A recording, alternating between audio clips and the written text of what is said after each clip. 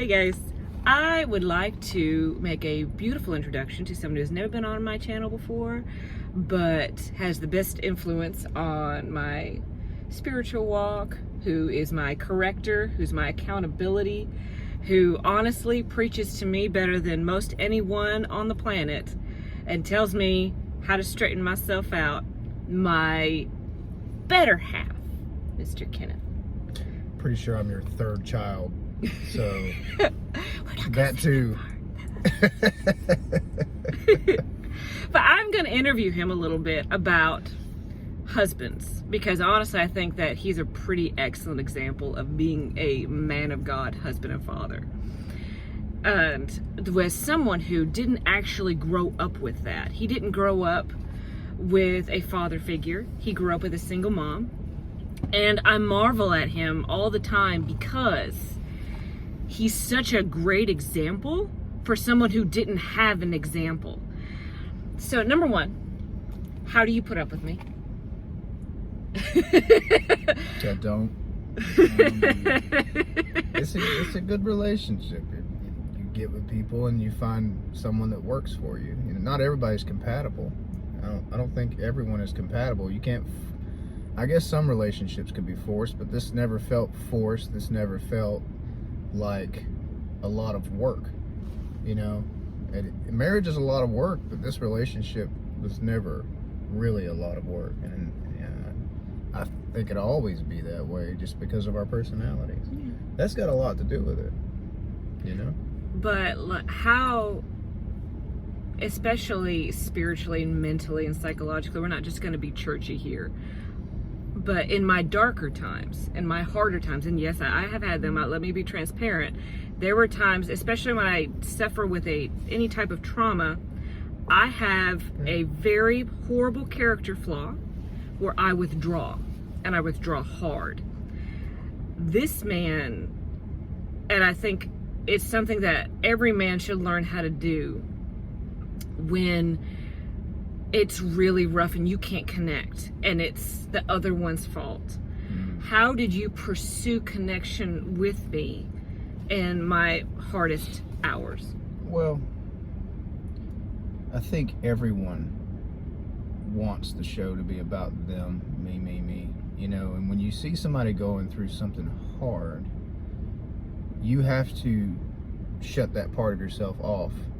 If you love the person that's going through it, you'll shut that part of yourself off and you'll just do what you have to do to help them feel normal and to help them get through whatever they're going through.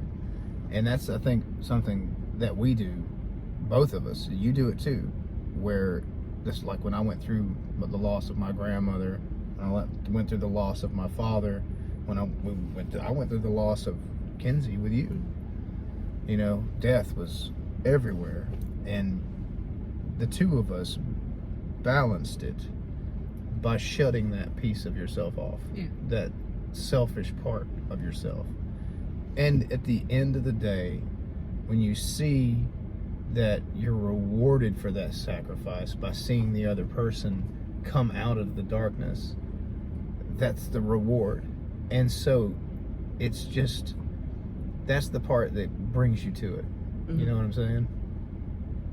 But watching you go through that stuff and seeing you in your darkest times, I love you and I want the best for you, and I want you to get out of it and get better and feel better.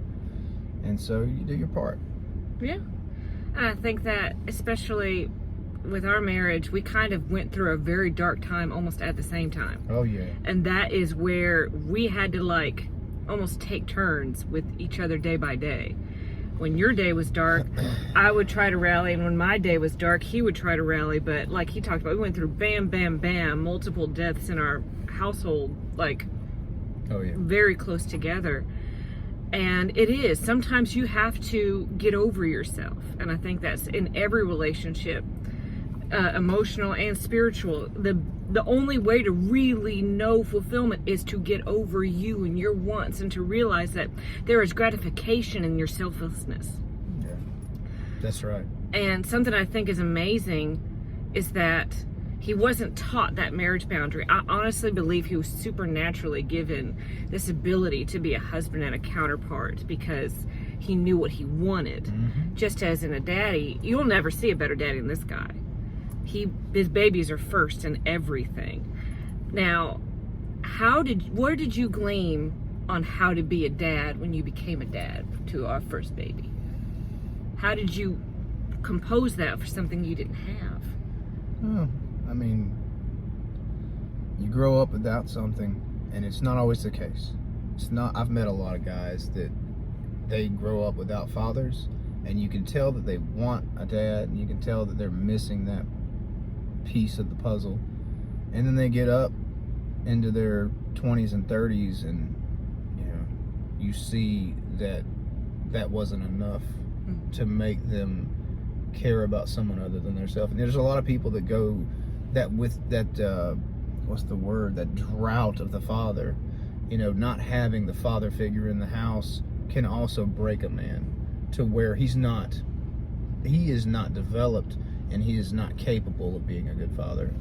And there are times, I'm not perfect. I'm not a perfect daddy. I know you blow me up like that, but I'm not a perfect daddy, and that's because everyone's gonna have bad days. You know what I mean? But remembering what I didn't have as a child is the main thing that I feel. If someone asks me, and you are, what makes you a good dad? It's because I want them to have what I didn't have. And I think that day to day, that's what we do. We just make sure that the kids are fed, that they go to sleep feeling safe, that they know that they're loved, and that's what I just try to do every day. And whatever comes from is a result of that. That's how I get there. I just want them to have what I did not have. If you could tell any newlywed couple, especially tell a man who married kind of semi-alpha female, what word of advice would you give him? Well, because this is an alpha too. This is an alpha on alphas. So an alpha married an alpha. So our marriage is a thing of effort and sacrifice. What would you tell him? Take a deep breath. Take a deep breath. Just breathe in.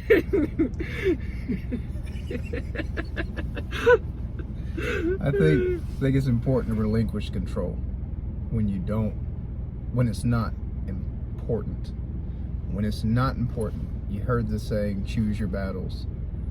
That's even at the lowest level, when there's no confrontation, when there's no argument. Choose your battles and what you think that you need to be in control of. This woman runs our house.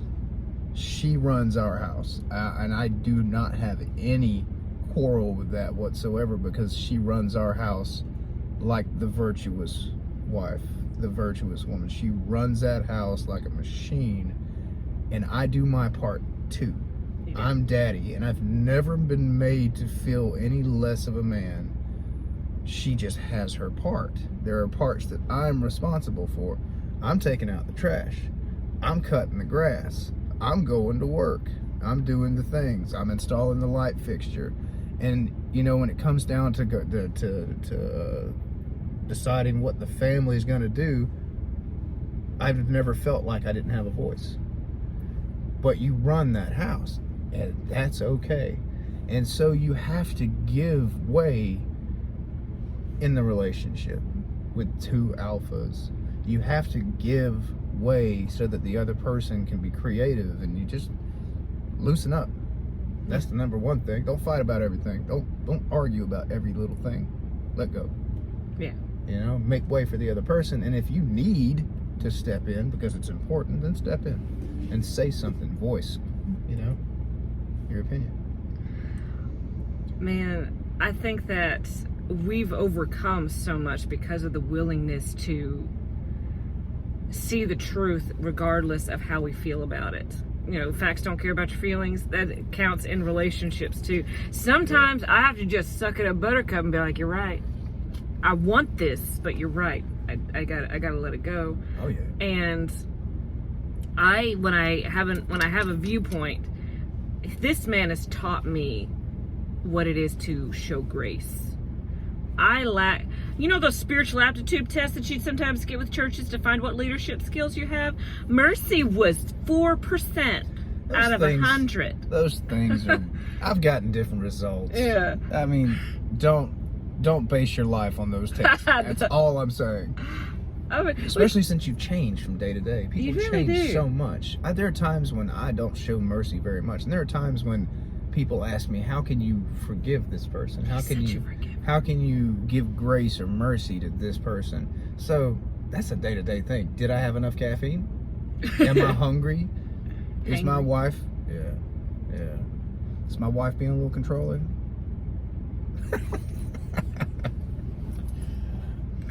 But I honestly could not be more thankful for this. And if you guys want to know my muse for a lot of my pet messages that I give you guys and my inspiration for a lot of what I do, this man's spiritual walk in life, I would love one day. I'm not going to ask for him to do it today. But one day, if you'll stay tuned, I'm going to ask this man to give his testimony. He's like full testimony. You want to hear that? Oh, I do. You guys don't know. It's good. You don't want that smoke. It's some good smoke. No, wait, that came out wrong. Wait, that's not what I meant. No, we don't talk like that. We don't talk like that on this channel, in the name of Jesus. We don't do that. Nobody smoking that. Rebuke that. But, but for now, God bless you. Keep your constipation shine upon you. Give this guy a like and share because he's adorable and super handsome. And look at those gorgeous eyes. Oh my gosh. And we're going to go hit this taco truck right now. Oh yeah, okay. Bye guys.